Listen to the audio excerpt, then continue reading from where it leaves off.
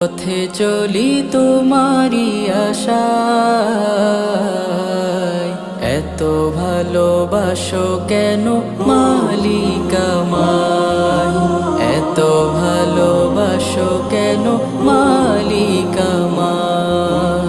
আমার এই কণ্ঠে তুমি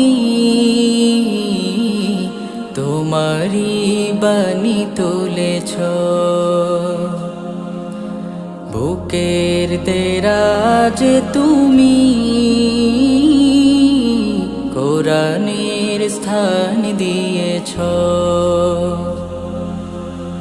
এত ভালোবাসো কেন মালিক আমায়, কি করে শুকুর তার করি আদায়।